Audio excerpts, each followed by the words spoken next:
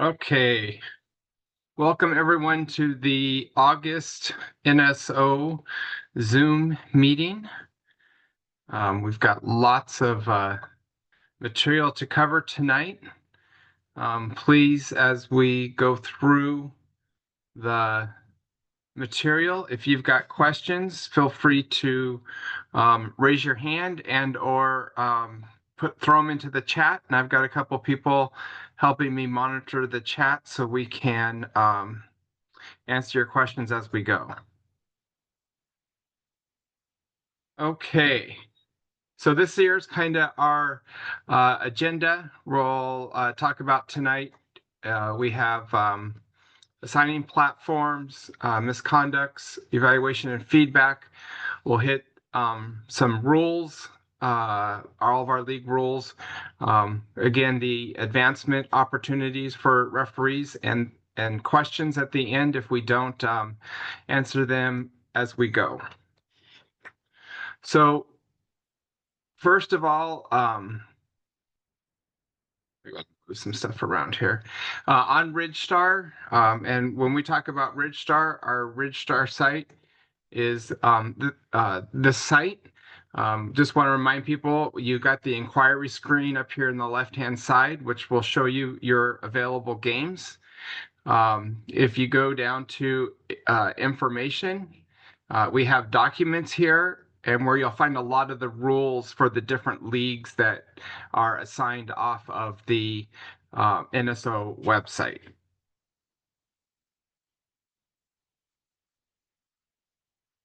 Okay, I lost my screen for a second. Misconducts. So when you issue misconducts, you need to complete a misconduct report.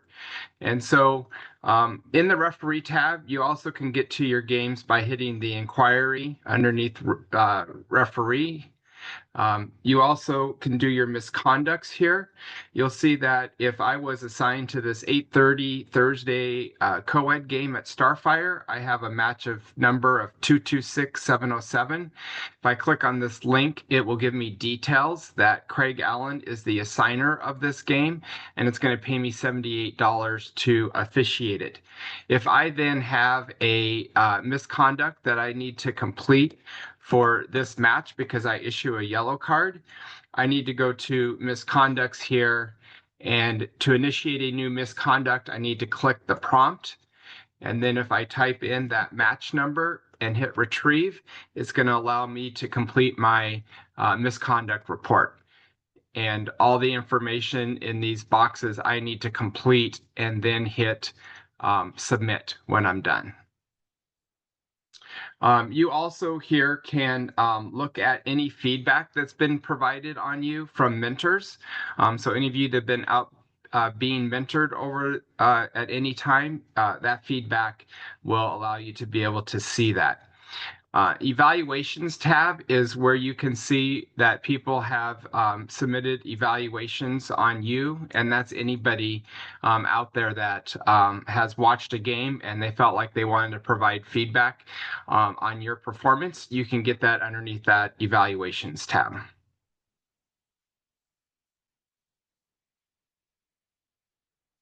And then match reports. Often when you log in underneath referee, you'll see that I have 12 outstanding match reports that I need to complete. You also can go underneath the match report and type in the number like I had copied. And if I say retrieve on this, it's going to tell me that the match is in the future and I can't complete it yet. So that's where you do your match reports. The easiest way usually is going to be just off of when you sign in and be able to click on the report here and bringing it up. Anybody have any questions on the functionality of the RidgeStar website?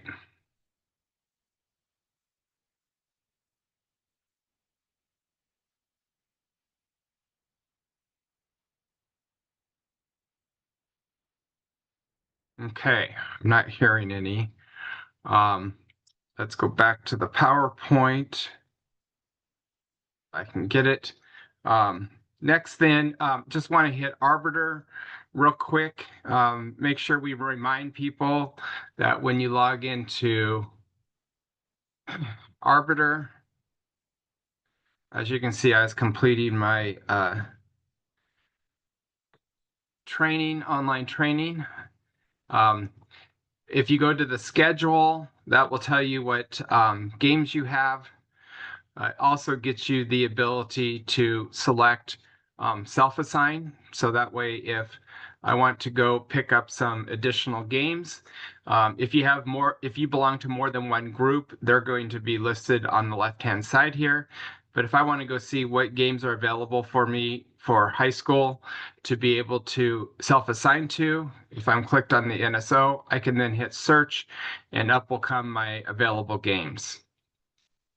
It's very helpful that you put blocks in. So for the days that you're not available, please use this functionality to put blocks in.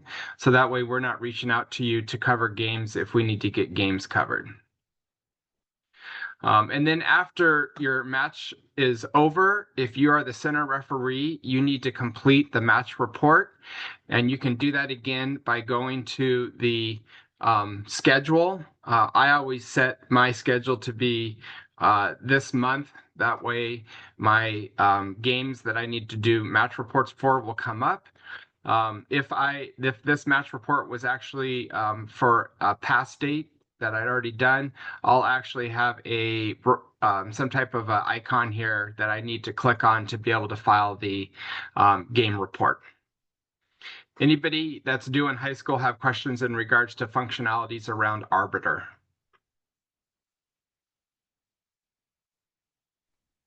Yes, I do. Perfect. What's your question? This is Hudson Daddy. So I took all the registration requirement, and till today I can only self-assign games on NSO. The other sites are all grayed out. The other sites are all grayed out. Oh, wait a minute. Yeah. I clicked on the wrong one. So when you go to Pierce County, it's not giving you this? No. Okay. So just a heads up, so Pierce County had their self-assigned disabled for a handful of days recently and just recently turned it back on. Okay. Okay, I checked. Thank you. And if you're still having problems, reach out to Taylor Vance. He's the one that assigns off of the Pierce County Soccer Referee Association group. Will do. Thank you so much. Yep. Okay. Any other questions? A little tip. There's a email or text all your crew link at the bottom of the app. So if you want to text your crew, all like, hey, I'm 30 minutes out. That's really useful. And that's on the mobile app, Jonathan? Yeah, the mobile app is definitely the way to go. Yeah.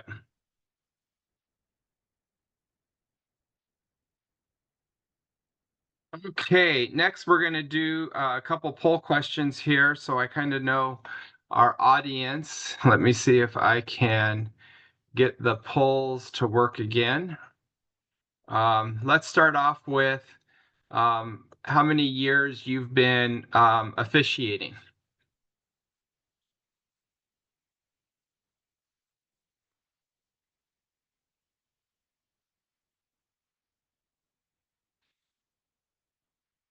So I got about 49 people. Everybody's almost got all their answers in. Okay, we'll go with what was put in. So we have a few people that have been reffing less than 4 years, and a majority of the folks tonight on the call have ref more than 4 years. Next, we're gonna do what referee grade you are.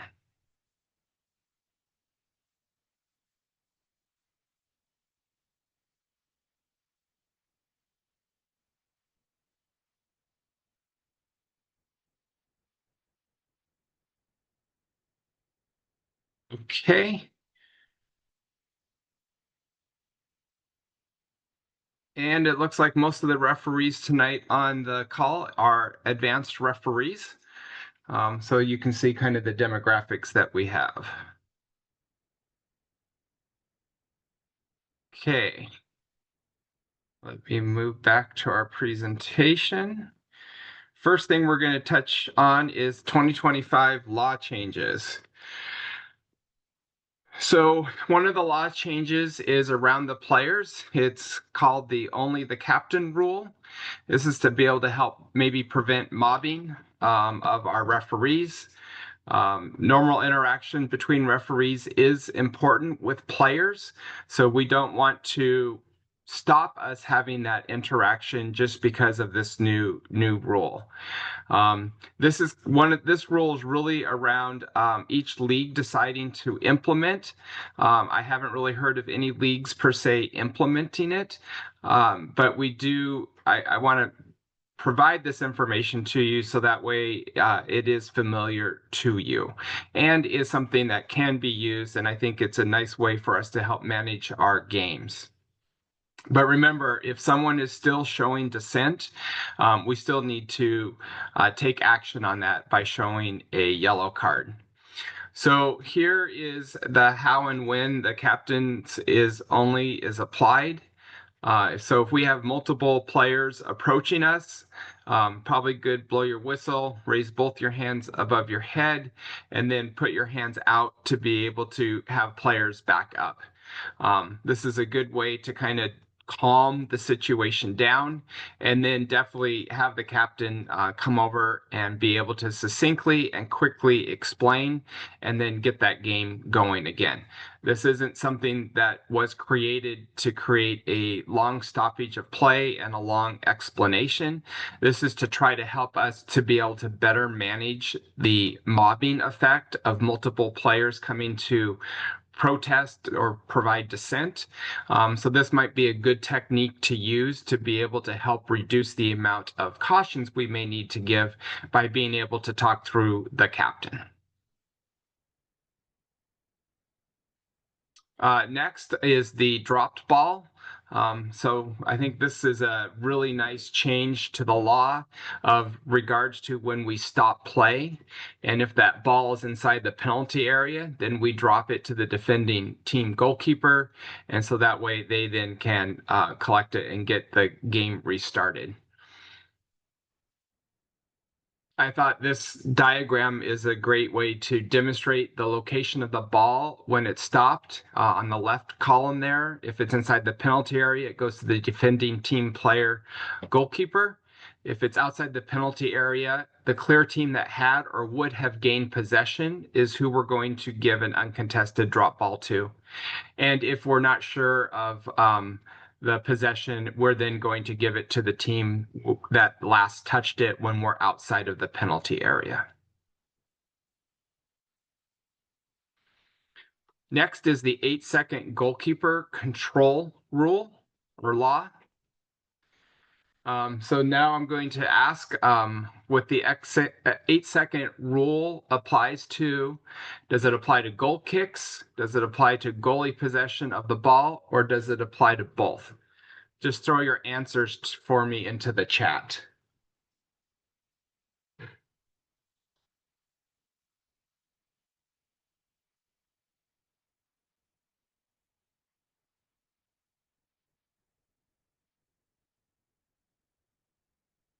Okay, looks like we're getting the right answer. It's the goalie possession of the ball. Please don't be applying the 8-second rule to when they have a goal kick. We need to continue to use our game management skills in helping to keep the game move along. Jonathan, I think I saw your hand was up. Yeah, I mentored this last weekend, and this is one of the big things that we're not getting correct during the game since it's new. And so I urge everybody to listen to Richard to make sure we're doing it correctly.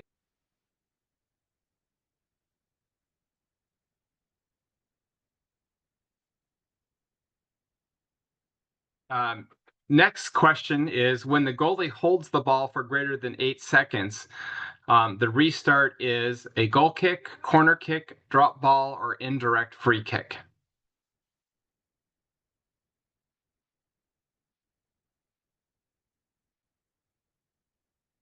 Perfect. Corner kick is the answer. Part of the questions that have come up about this is, actually, I'll hit that as we get going. So here's the new law change explanation. We as referees were not doing a good job of enforcing the 6-second rule. So we have gone to this 8-second rule, in which we will count out loud the last 5 seconds to make sure everybody's aware that we're getting to that part of the potential infraction of the laws of the game. And it's really about the referee starts that count when they believe that the goalkeeper has gained control of the ball. And then we should start counting the first 3 seconds to ourselves.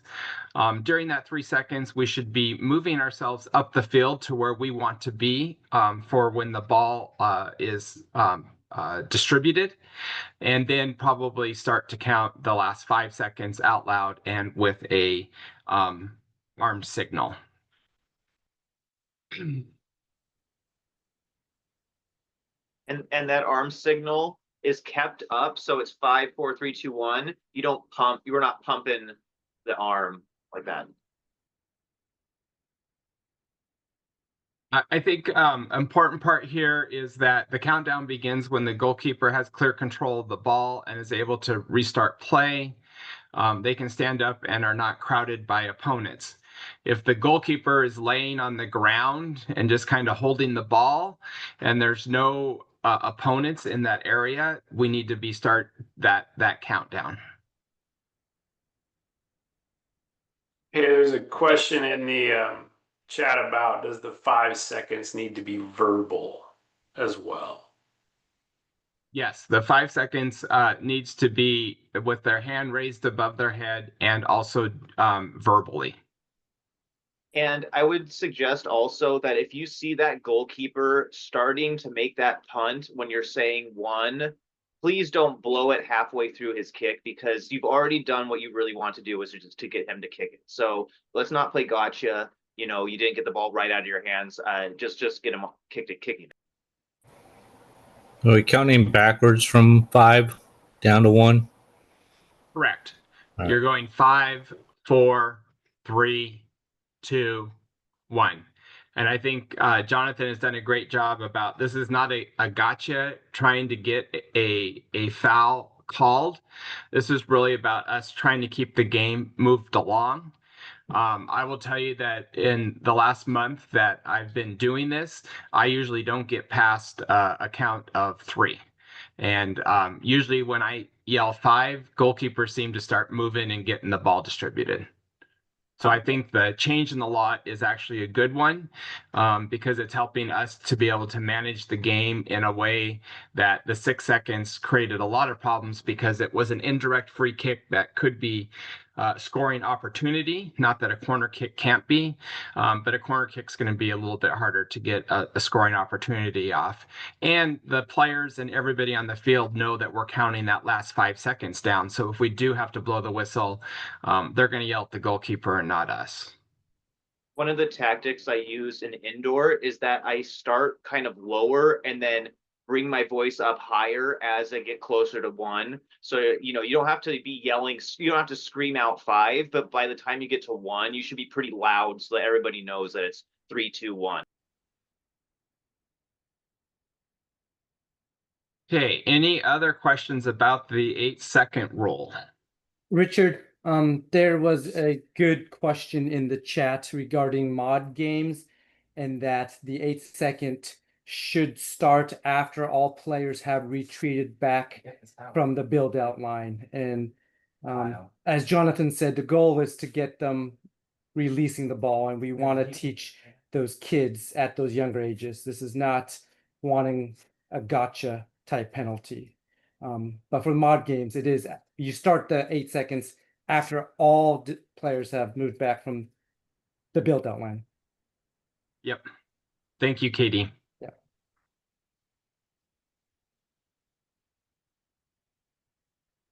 And remember, if we do have the attacking team impeding or preventing the goalkeeper from releasing it, we have tools to be able to deal with that.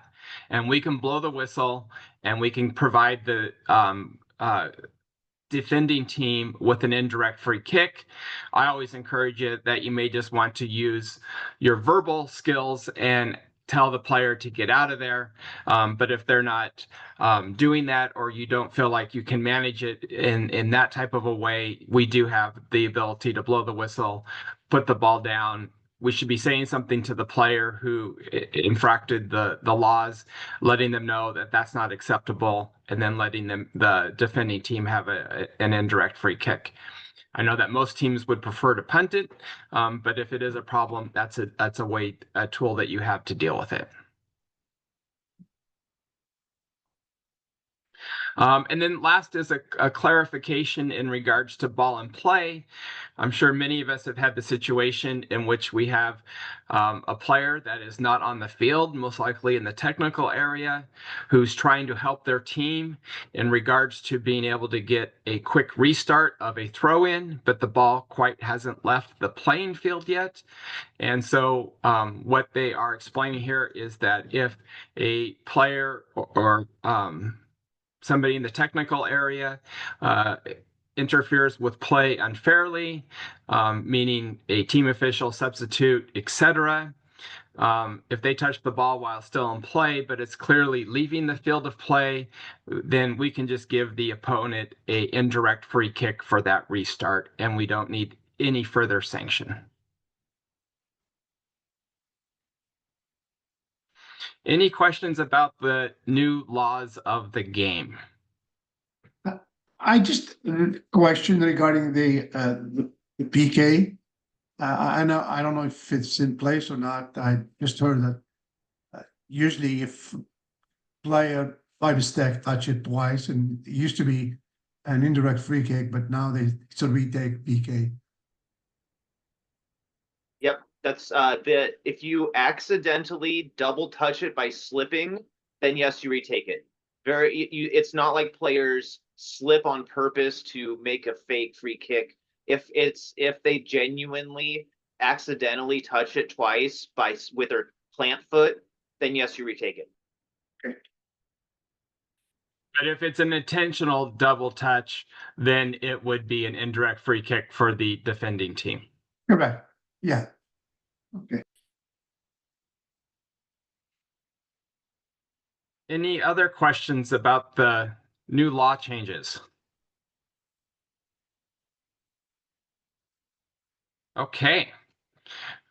So we have lots of different leagues that we officiate for, and we're going to highlight a few of them and kind of talk through the management of all these types of different leagues that we officiate. So first question here is that all leagues must have laminated player cards. Can you please put into the chat whether that's true or false?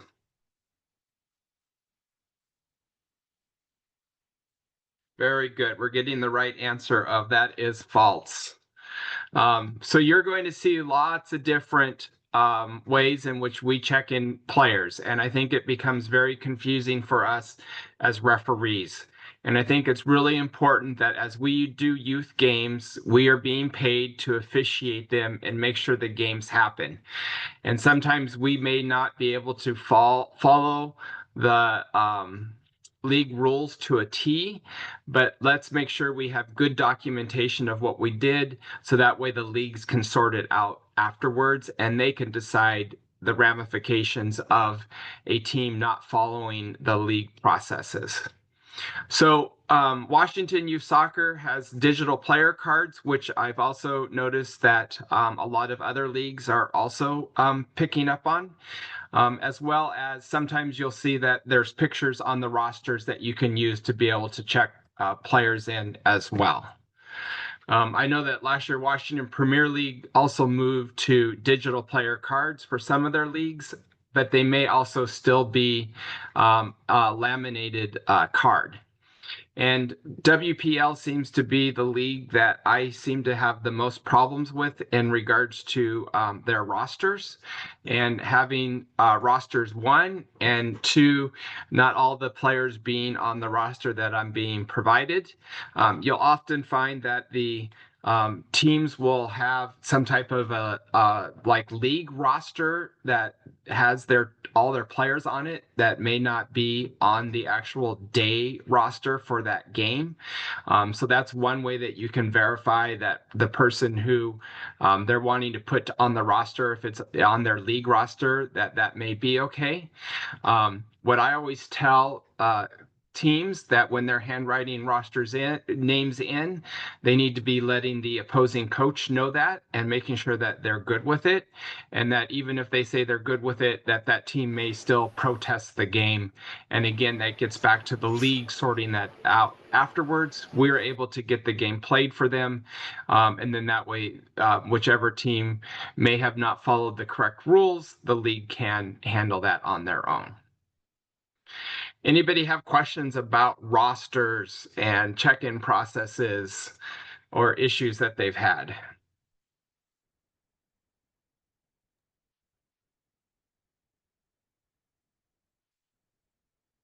Okay, that's good. I'm glad things are getting better there. Next poll question is, can U11 players intentionally head the ball? Okay, we're getting all no. So U11 is the easiest one to understand. Everyone under U11 and below cannot intentionally head the ball. U12, I know WPL allows heading of the ball, and I've heard rumored that Washington U Soccer may be changing theirs back to allowing U12 players head the ball, but I have not seen anything in writing from anybody. So I just share that as that we potentially might be allowing U12 players on Washington U Soccer games to head the ball again. Hey, Richard. Yeah. I brought this question up to Ryan Meeks this past weekend for the East Side Cup, and I noticed on their tournament page that U12 players were now allowed to head the ball.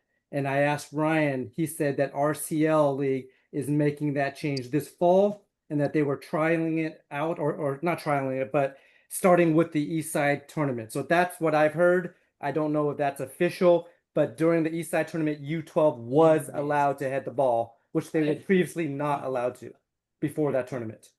Yeah. Correct. Yeah, and I'll for actually I received the slide, Richard. I'll forward it over to you. It'll be in place for the fall. Yep. And we'll get communication out to everybody about that change so we all can be on the same page. Okay, some of the other rule modifications for mod soccer is there's no punting or drop kicking the ball. As we said, no intentional heading. We have a build out line that we're going to use to be able to get the restarts out of the back. And again, like KD said earlier, we're not going to start that 8-second countdown until those attacking players have gotten past that build out line. And offsides is called at the halfway line. And here's a nice graph of what the rules were, which I'm hoping Ryan's going to provide us. I'm hoping this is the one they updated for us. But we'll get that information out to everyone. WPL mod soccer rules pretty much follows the same as Washington U Soccer, except for U11 and U12 doesn't have the build out line as part of their rules. Air quality index. Luckily, this summer so far, we haven't had the smoke issues that we've had in the past. But here is Washington U Soccer official in regards to air quality. If you're running into those issues as we get the season started, always check in with your assigner before you're leaving the field in regards to air quality issues. Going to talk a little bit about EA, the Elite Academy. And as we go through this, we'll talk about other league rule nuances of the laws of the game. So some of our leagues, especially Elite Academy and ECNL, although you get assigned to those games on Ridgestar site, they have their own sites in which we do player check-in. So for like Elite Academy, you get also put into assigner.com, which then gives you access to Mod 11, which you then use Mod 11 once you get to your game to be able to check the players in and to report your scores. With ECNL, when we get to the fields, we actually check in with the coaches, and either the coach or the manager usually has the roster on their phone, which we then check the players in through that phone app. And when we get done checking in the second team, we get a QR code that we then can take a picture of and be able to file our match report after the game. It's important. I encourage you to get that QR code when you check all the teams in, and not having to go out and ask for that after the game in case the manager whose phone you use may leave during the game. As I said earlier, you can find the Elite Academy rules underneath the Information and Documents tab on the Ridgestar website, which when you do any of these different leagues, whether it be Elite Academy, ECNL, and I think we now have MLS Next 2, and we have GA, the Girls Academy. All those rules will be found underneath the Documents tab. So I already gave you the answer to this poll question, so we'll keep moving along. A lot of our leagues now have healthcare professionals, and so we need to make sure that we're using our healthcare professionals when we have head injuries to clear for any potential concussions. And then each of those leagues usually have rules in regards to the substitution processes. And often a player who has a head injury can go off the field, be checked out by their healthcare professional. And if they are cleared to play again, they're allowed to come back onto the field for the player who came in for them, and that doesn't count against them for their substitutions. But again, check your league rules to know how that league handles those situations.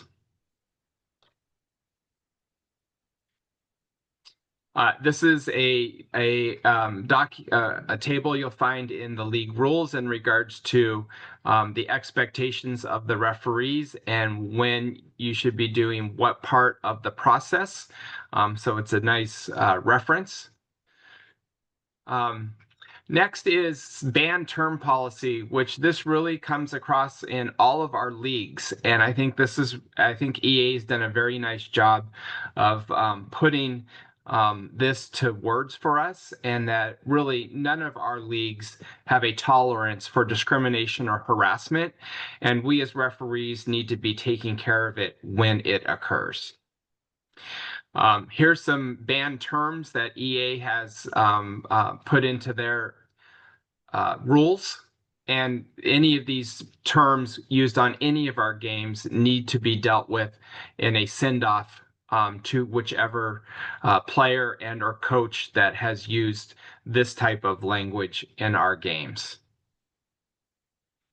That list also is the same that you would be using in high school in regards to harassing or discriminatory behavior, in which we then follow that process in those games, which EA has also adopted for their games. And when we get to the high school rules, I'll use their diagram to walk us through that because it does it very nicely. As you see, EH match durations is here. Again, it's important. I know for most of us, U11 and U12 always plays two 30-minute halves, and usually U13 and U14 play 40-minute halves. But some of our higher level leagues like to have U14 play 40-minute halves. So that's an important piece that you need to make sure you know how many minutes it is. And also when we get to the WPL high school aged playoffs, they all play 40-minute halves. And so even though you have a set U17, U18, or U19 game in the WPL state playoffs, those games are usually 40 minutes long as opposed to 45 minutes. So it's important you pay attention and read the rules of whichever league games you are doing. Again, we talk about substitutions and the expectations around that. EA and ECNL have limits in regards to how many subs they can make in each half.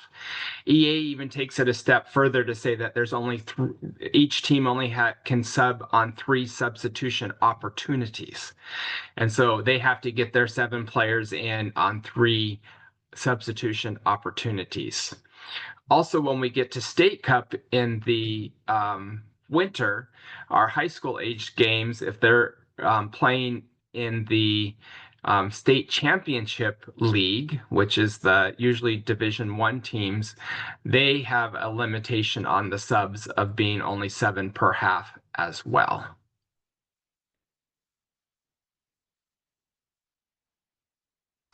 We already talked about the injuries. All of this information is covered in the league rules, so I'm kind of going through it kind of quickly. Some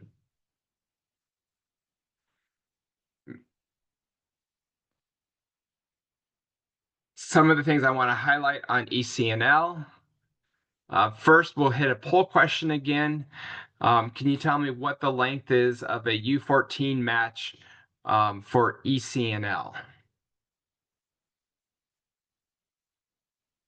Okay, good. I haven't put everybody to sleep. Everyone's getting the 40 minutes, which is correct. We already talked to them about they've moved to the digital platform to do all the roster check-in and match reports. You will find these 3 documents on the NSO website. So if you're doing any ECNL games, please look at these 3 documents so that you know what the expectations are for game day. Again, here's our game length. ECNL games and our league games, we need to be providing stoppage time when we have that ability on our fields.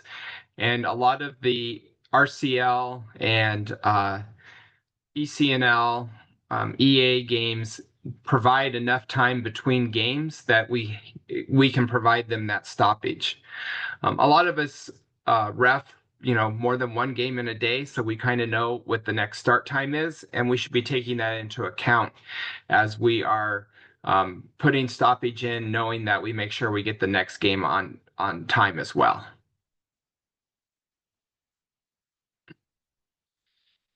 Again, we talked about substitutions, U11 and U12s unlimited. EA games, they want us there 60 minutes in prior to the kickoff. And in ECNL, we need to be there 30 minutes, at least 30 minutes before, which we should be for all of our games. Okay, any questions about league games at this point? Hey, Richard, not a question, but in terms of match report for EA versus ECNL, it used to be that you had to keep track of who scored, the number of the player that scored, and the time they scored. EA still requires that. ECNL, since they moved to digital last year, no longer requires that. Just want to confirm that that's been your experience and others as well. Yes, that is. I would encourage all of us as referees just to always be in the habit of writing down who scored the goal and at what time they scored it. That's also very useful information when you write your misconduct reports, because it's always good to start your misconduct reports off in regards to what the score is and whether the team that received the misconduct was winning or losing, because that often plays into what may be occurring in regards to the misconduct. This is also a good habit just to build, because every game that goes up from here, you do more and more paperwork and you have to keep track of more and more things. So it's just a good habit to keep building that stuff, even if you don't need it. Any other questions about league rules? Okay. we'll jump into some of the school games mechanics. The player's equipment, it is the coach's responsibility to ensure that their players are properly equipped. And if they are not properly equipped, that is for them to handle. And we should be asking the coach if they're properly equipped as we go and greet the coach prior to the game.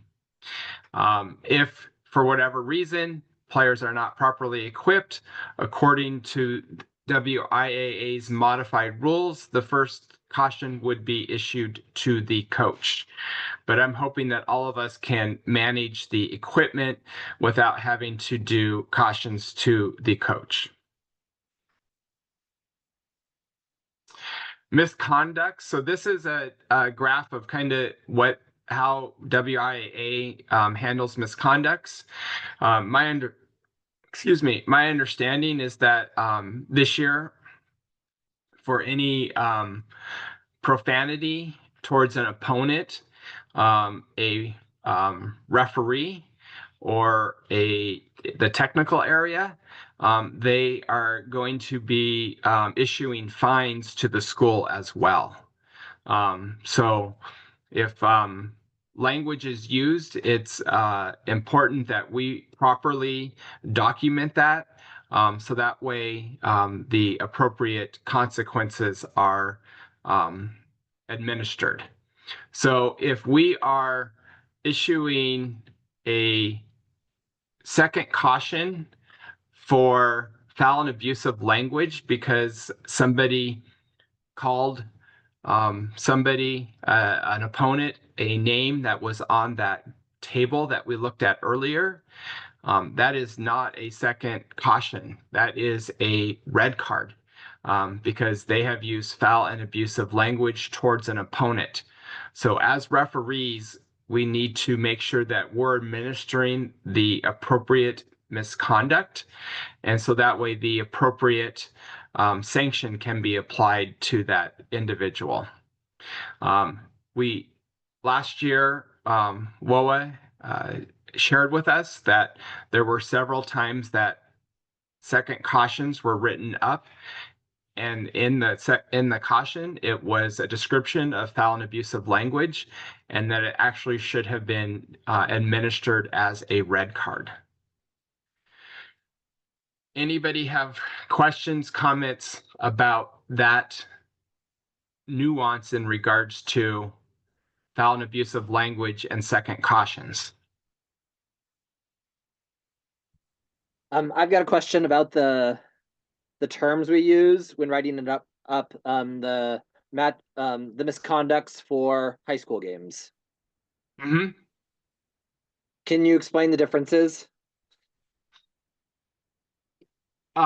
So for writing up misconducts for high school games, we only have to write a misconduct when we have a send-off, so that the player or the coach has been ejected.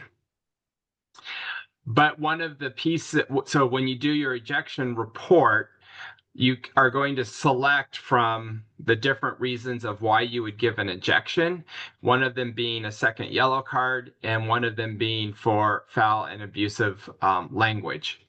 And in the scenario that I gave in regards to when someone has used discriminatory or harassing language towards an opponent, a referee, or the technical area, any personnel in the technical area, we need to be making sure that we are doing that for foul and abusive language and not for unsporting behavior, second yellow card. Does that help, Nick? Yeah, so we don't have to write up misconducts. We just have to write up send-offs. Correct. Richard, If you do have a send-off, call your assigner. Call Ryan immediately. That's right. and I see a question came in about the federal way policy. Like, there is a federal way policy, and it's none of our business. Ref your game. If you give cards, you give cards. You don't need to adjust anything just because you're reffing Federal Way High School. Whether or not they have that policy in effect next fall or next year, I don't know. You know, we just abide by what it has and do our thing, and you don't need to worry about what any schools or school districts may be doing above and beyond what WIAA does. Ryan, I found last year that Federal Way coaches self-imposed that they enforce it themselves. So Right. No, we yeah. we do not need to get involved with it. Right, Yep. right. Yep. Richard, there's a good question in the chat. What if a player just screams a profanity at himself or herself because they're frustrated with their own play? They're not directing at an opponent, they shank a shot and they just F-bomb themselves. Do we sanction that? What is the sanction for that? You're asking me, there's no sanction. I just wanted to clarify. You're absolutely right, KD. Yep. There is no sanction. There is nothing in the laws of the game that state that players cannot use profanity on the field. Players cannot use profanity on the field when it is directed at a referee, an opponent, or someone in the technical area, and it is personal, provocative, and public. Those are your criteria to use when you're trying to decide is the what was said out of frustration of their own playing abilities, or were they trying to attack verbally an opponent by using profanity? If any of you didn't watch the dissent video or NSO meeting, it is on the NSO YouTube channel, and it does a great job of explaining the differences kind of around emotional outburst and dissent.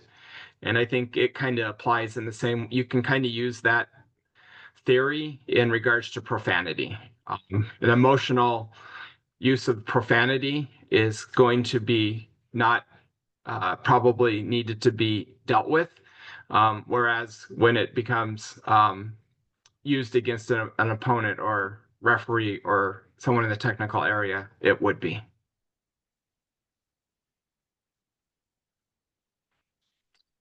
Shin guards.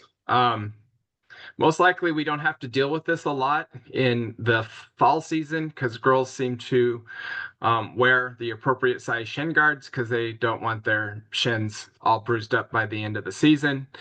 But in the boys season, I think we all know that their shin guards for some reason have seemed to shrunk. Again, we're continuing to let you all know that it is the responsibility of the coach to make sure that it's properly equipped. If you're having issues with it in regards to the size or someone's complaining, then have the coach deal with it and just send the player off. Any questions about shin guards? I think you mentioned the size. What's the correct size? 4 inches, 3 inches? So right now you said they keep showing. The appropriate size is that the coach has said that they're properly equipped. We're I not, think technically it's supposed to have an NFHS approved or something like that stamp on it, but that's too far down the rabbit hole. Right. We don't look for NFHS approved stamps on the shin guards. It's not our shins that are being kicked. It's their shins that are being kicked. And if the coach says they're properly equipped, then we've fulfilled our responsibility in that the shin guards are the correct size. Because in our youth games, when we do youth games on the weekends, the same law describes it in which that it is an appropriate size shin guard, and none of us are making an evaluation in regards to those shin guards on the weekends. So we don't need to do that in the high school games when the coaches have said they're properly equipped. Okay, I'm going to keep us moving along here. So I got some feedback from the high school coaches for the spring season that I want to share with everyone. And even if you don't do high school games, I think this is some great feedback because it's the same feedback I hear from our other leagues. So I got one good thing that that was brought up, and that we had a good variety of refs in the spring. So it's nice to see the amount of people we have involved and engaged in our high school games. And I mean, our numbers for referees across the board, I think, are getting better, and we have more engaged referees wanting to be able to officiate the game and provide a good product to our leagues, our clubs, and teams. Tonight it's great. We've got about 60 people on the call, and on average, we usually get another 70 to 90 people that watch the recordings. And so our referees are trying to take the information that we're sharing and applying it to their game so that we're providing a consistent and high level of a product to our leagues and schools and teams. So we have a few opportunities, and it's easier for them to kind of ask questions and where they kind of had difficulties. And this wasn't with every game, but these were the issues that they kind of saw as occurring more than once. And I think it's really important. We talk about in all of our games that we need to go and introduce ourselves to the coaches prior to the game. I know in the youth games it's a lot easier because we have to check players in off of a roster. When we're doing our high school games, we're supposed to be collecting a roster from them. And so we should be introducing ourselves, some type of small chit chat. I don't care if you're just asking how their season's going, or wow, the weather's really nice today. It looks like it's going to be sunny. I don't care, but let's try to be humans and talk with the coaches and introduce ourselves. A lot of our teams, in trying to deal with dissent within their teams, is they try to use the captain to have conversations with our referees. And we get feedback that the referee dismisses the captain or doesn't want to listen to the captain and kind of give them that extra leeway to have the conversation with the referee to ask in regards to what the decision was.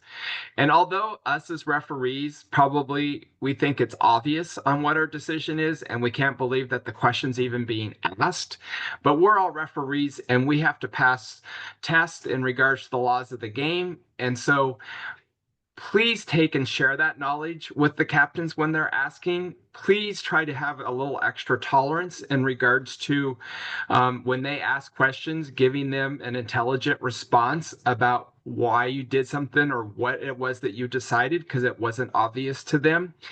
And I think that this is supported by the new laws of the game in regards to the captain only rule, where they're trying to say, hey, when the referee's getting surrounded by a bunch of people, allow the captain to have that interaction with the referee and explain it. Because by you taking that time and explaining it to the captain, they're going to share that information with their coaches and or their players. And then the teams are going to be better educated about the laws of the game. And maybe we'll get less of these types of interactions from captains as we go through the season, because everyone's became better educated about the laws of the game. AR's being told by centers that they're not going to call anything in the middle of the field because the center has it. So this telling the AR not to call anything in the middle of the field because the center has it. I want to remind everybody, if you participated in the Teamwork NSO webinar and or U.S. Soccer's Teamwork webinar, we talked about the map of the field where you have green, yellow, and red.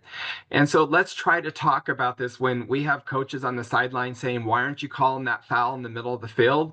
To say, hey, really, that's the center's area of responsibility. I didn't have a view of what occurred there. And so that's really, they're going to be the ones that's making that call. Let's not throw the center referee under the bus and say, oh, the center told me I can't call anything in the middle of the field.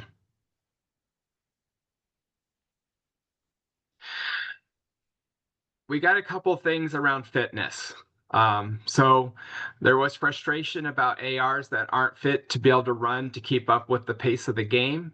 And we also got that on our junior varsity games, where our referees weren't keeping up with the pace of the game.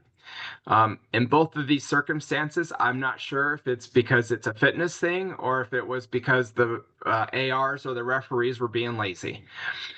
You all know your physical capabilities, and I really encourage you to find the games that you're physically able to keep up with the level of play that you're going to be officiating. Our players put a lot of time and energy for their fitness, their technical skills, and we owe it to them as referees to make sure that we're putting that time in and we are officiating the level of games that we can keep up with. And we have plenty of games out there. So please find the games in which you are fit to be able to keep up with the level of play. So that way they feel like we are servicing their games well. We also had this piece that kind of ties in what I said earlier in regards to that maybe we caution a player for dissent.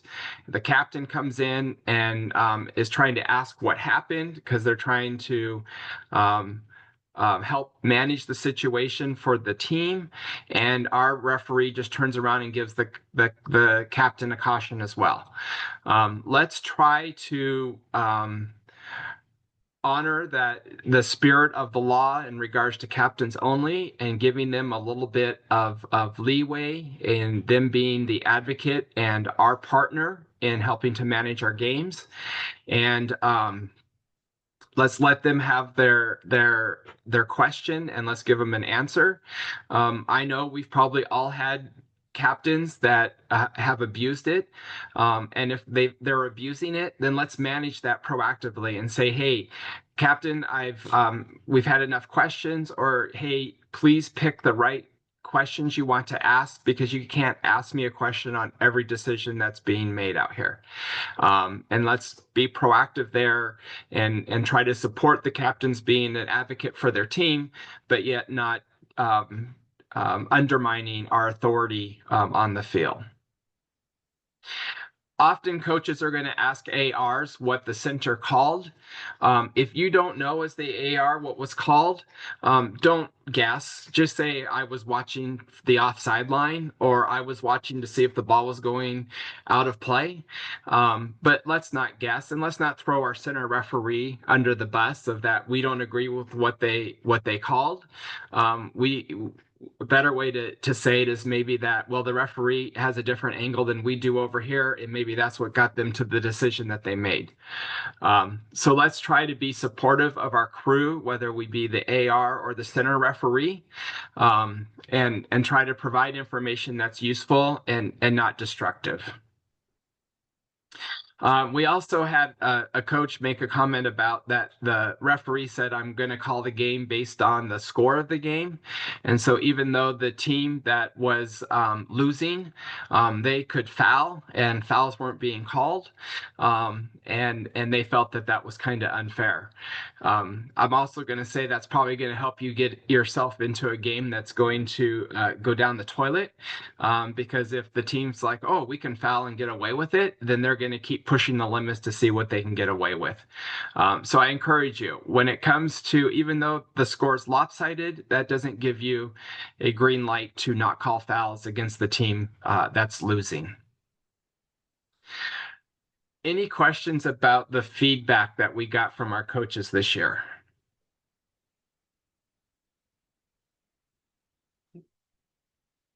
Is it the usual suspects or is it from a variety of coaches? This is from a variety of coaches. Good. Yep. You know, as officials, we should be reflecting on each of our games. And I really want all of you to reflect on this feedback and see how maybe you've been a part of what could have contributed to the perception of our high school coaches and or even league coaches of our youth games. If we're doing these things on our high school games, I'm going to guess we're doing them on our youth games as well. So let's see how we can help change this feedback and perception for the good of the game. Okay, I'm going to hit on a few points of emphasis. Again, we've already talked about discriminatory and harassing behavior. It's really going to relate to race, ethnicity, gender identity expression, disability, religion, and even age. And so the policy and process here is that if we hear it, then we need to stop the game. We need to punish that behavior appropriately, which if we hear it, most likely is going to be a red card because it's foul and abusive language. But after we've administered that red card, we then need to communicate to the entire crew of what happened. We then need to inform both coaches of what happened and have them address their teams and let them know that that type of behavior is not acceptable. If the behavior is reported to an official by anyone, and by anyone, that means a coach, a player on the field, maybe the game manager, because it's coming from the spectators. Again, we're going to stop the game, communicate to the entire crew what happened. We're going to send the players to their benches. We're going to bring the coaches together and inform them of the concern that and have them address that with their teams. After we've given them a few moments to be able to address that, we're then going to get the game restarted. Each time this occurs, whether it be something reported by somebody else hearing it or us hearing it ourselves, we go through the same process.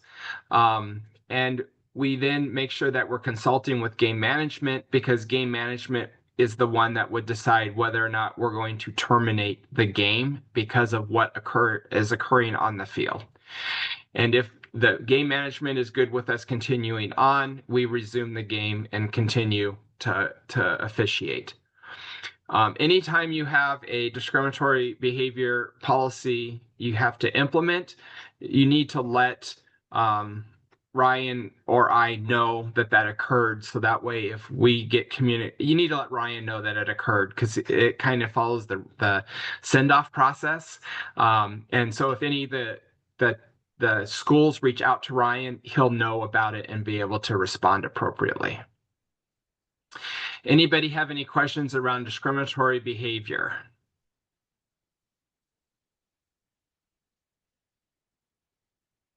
Perfect.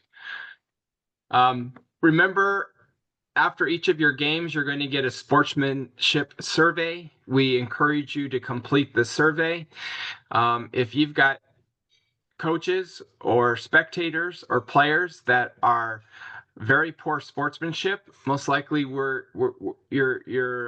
that's going to be a 1, and you should be communicating with Ryan and or I about those issues. And if it's coaches and players, you probably should be dealing with that with misconducts to correct the behavior during the game.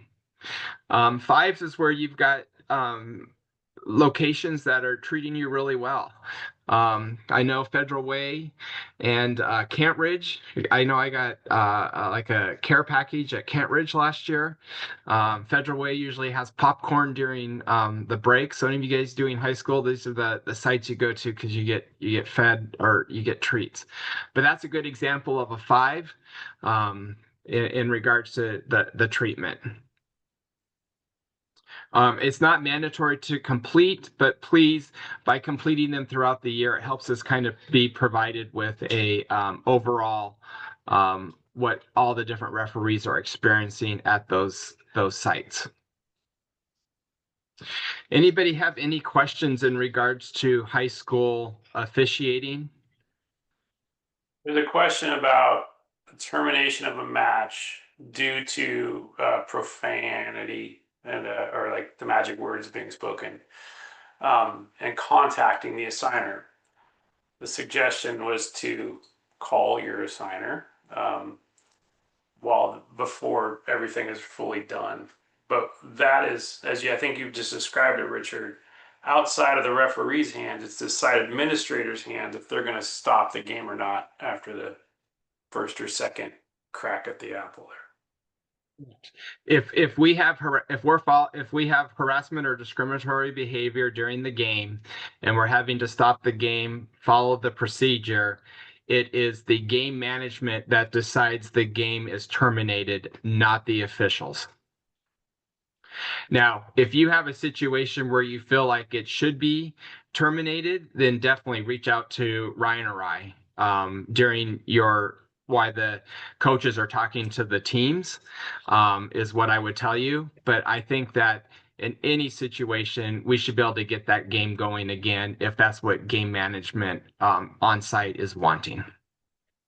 But Mike is asking if it does come to a termination, just like any red card, you're going to want to call your assigner immediately after the match. Yeah. Correct. There's a question about did WIA implement a mercy rule? Yes, they did. Oh, interesting. Is it 60 minutes? After 60 minutes, if one team is winning by more than 8 goals, then the game comes to an end. I've been in some stupid ones, so that's actually welcome. Yeah. Are the coaches informed on how the RPI works and how this, because that's usually what's driving some of this stupidity. They're asking the referees about it, on how to handle it. So if people have questions about how RPI and all that works, they need to talk to their AD. That's not our area. All we do is officiate the games and the standings, and after the scores are reported by us is all handled by the leagues, and the ADs would be able to answer those type of questions. Agreed. I'm just saying this is what happens real time in games. Yeah. Okay, any other questions? Okay, if you got a few more minutes, I'm gonna, like I like to do at the beginning of our fall season, kind of give you some concepts for success, no matter what games you're doing for NSO. So you are the chief executive officer of your games. You are responsible for the success or the demise of your game. So all the skills that you've been taught through your training and our Zoom webinars has set you up for success. Remember, we've got customers out there. There's parents that pay a lot of money to play on the weekend, for their kids to play on the weekends, and they even get to pay money to come watch them play high school ball. I really encourage us not to be overly concerned about what gets yelled from the stands at high school games because they're paying customers. As long as it doesn't get into that harassing or discriminatory behavior, we should let them get their money's worth. Our clubs of our leagues, all of our soccer clubs that we officiate for, they're our customers as well. We need to provide a good product. They're paying us to be out there to do the games. We need to be on time, and we need to enforce the laws of the game. And those are our clients, I'm sorry. Your performance. Some of us may be more introverted, and some of us may be more extroverted. And as the referees, we probably need to be more on the side of extroverted and making sure that we can use our presence to officiate the match and maintain control. We may at times need to do things that are outside of our comfort zone.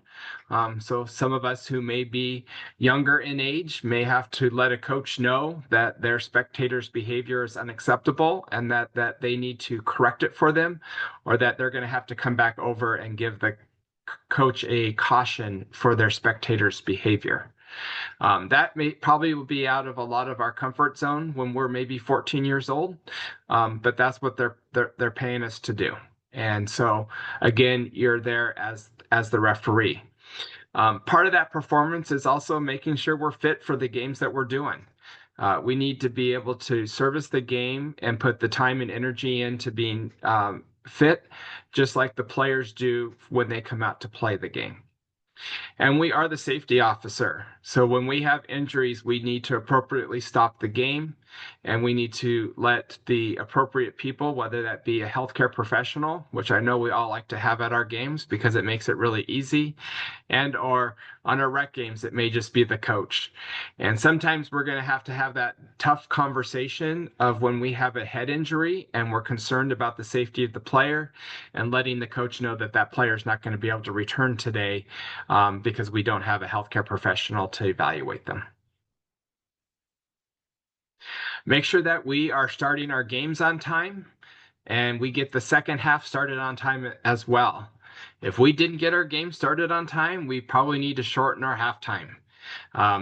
It's not polite for me to start my game late and end my game late. So when Jeremy comes on to his game that follows mine, his game is behind. So make sure we're managing the check-in process. We're getting there 30 minutes before, and we are keeping our games on time because our clubs, as we all know, schedule games very tight next to each other. And for those complexes that we officiate where we have multiple fields, we always encourage you to keep on the same field as much as possible, because that helps in regards to the amount of time it takes you to get from one location to the next. Make sure that we look the part, we're professional, have the fitness, we're keeping up with our schedule, not overdoing the amount of games that we're doing.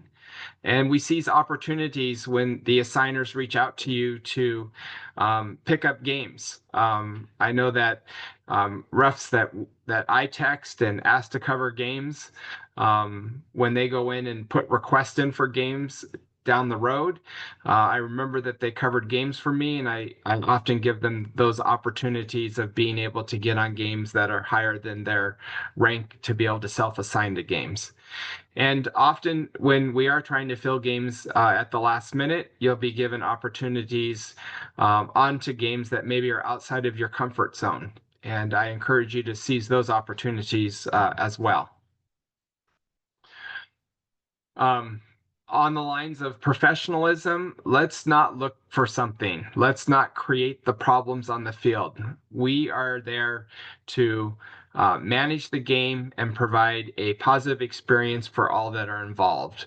And we don't need to have radar ears trying to listen to what the coaches are saying, or listen to what's coming from the technical area, or listen to what the spectators are saying. Our main concern is what's happening on our pitch and those 22 players that are out there at that time. I know we sometimes have to deal with things in spectators and technical areas, but let's not go looking for it. Misconducts. Usually a second caution should be for something worse than the first caution. Second cautions for dissent when the first one was for dissent isn't the best way to go. And often you should be able to find better ways to manage that situation. Make sure that when you issue the cautions, you're remembering the who, what, when, where, how, so that way you can fill out those misconduct reports after the game. Make sure you're writing enough down in your book so you know what you gave it for, where it was on the field, and at what time it occurred. And like we say, what's next? Always encouraging you. Tournament season is kind of ending for the summer. There should be a fitness test coming up probably in September, and I'll do a good job of publicizing that once Wayne communicates that out. We do have state cups coming up, both Washington Youth Soccer and Washington Premier League. Our own Craig Allen does the assigning for Washington Premier League, and it is off of the NSO website. Our high school boys will be in November. And then the state cups for Washington Youth Soccer will start in December with Rec Cup. And as those start to come out, we'll provide additional information on how to get engaged with those opportunities. And then last, there is the advanced referee clinic. So any of you are not advanced referees yet and are wanting to do high school aged games as well as adult games, that is a great training that you can take through the Washington State Referee Committee website. And there's actually a link on the website of how to register to become advanced referee. And there's the different levels. So referee, referee advanced, regional, and then national. So remember, we're about to begin 3.5 months of games. You please pace yourself, challenge yourself with the opportunities that you're given. If you need help, reach out to your assigner on your game. Please don't get hurt. As I said, we got lots of games, and when you get hurt, it's I know a struggle for you as an individual because you want to be out there doing games, but make sure you take the appropriate time to recover from that injury before you get back on the game. And then find a friend that wants to referee. We always are looking for more referees. And so if you know somebody who might be interested, there's lots of referee clinics occurring. And with that, I'll open it up for any questions that you came with tonight and I have not answered, or any information I shared that is still foggy for you.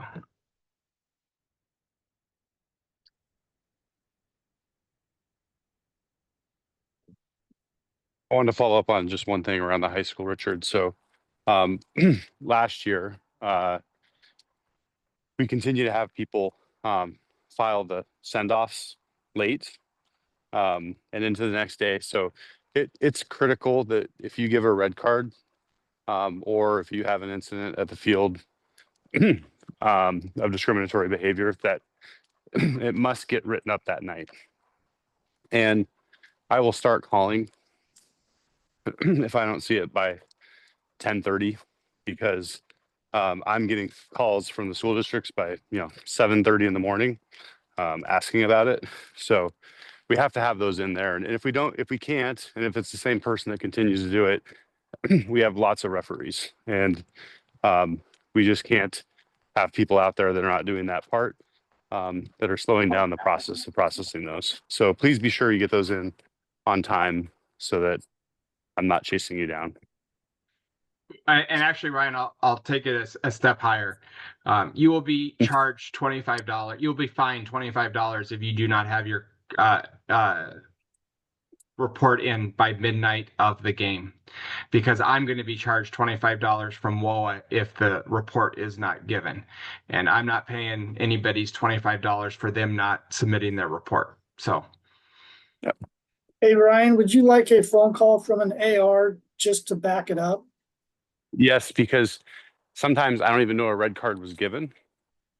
And so you don't need to call me, but if you can just text me, hey, red card in my game tonight. That way I can, when I get back home, I can pull up my computer and look and see who was on that game and make sure I talk to them. So if you can tell me the referee that, hey, Ryan gave a red card for violent conduct tonight, FYI, I was the AR. That's just fine. That'll help me track people down. Perfect. And avoid fines for everyone. Very good. That's one of those things you might want to talk about as a crew in your post-game reflection, as to how that's all going to go. And maybe, everybody's got to drive somewhere or whatever, but again, call your assigner on the car ride home or whatever. You don't have to fill it out in the parking lot. But you do have to report the score in the parking lot, right? Is what I would do. Just so that part's taken care of. And then, so make sure you have the Arbiter app. They're talking high school specifically here at this point, on your phone, so it's ready to go. And you can get that done. Yep. If you're an if you're an assistant referee, you don't get paid unless your center referee does their report. So assistant referees encourage your center referee to do the report so you get paid. From the locker room before you leave. Yep. And then the other kind of thing I just wanted to reinforce that Richard said was just around, we're providing a product to our clients, and the clients are our schools. last year I did receive one too many videos and requests from coaches to watch some game film because ARs were not able to keep up with play and centers were not moving on JV games. And it's kind of the same thing. Like if we can't do that, we always talk about what can we do to increase our rankings, but we're going to have to start making adjustments when our officials cannot keep up with play, because we need to provide a good product, and we have a lot of referees out there that want to work games, and we want to put the best product on the field. And so if you want to keep doing high level games, move at a high speed, you gotta get fit so you can keep up and you're not trailing it by 10 yards, because we have to be there to make the right decision. And so that's just something that's going to be really important for this upcoming season.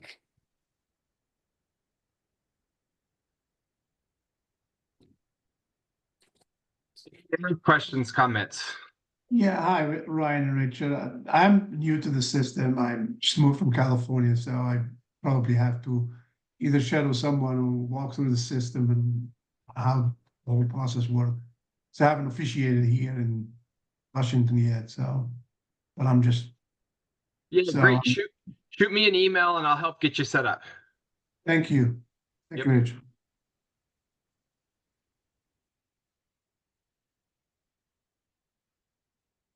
If you have an interest in being part of the high school referee crew or group, who should you contact?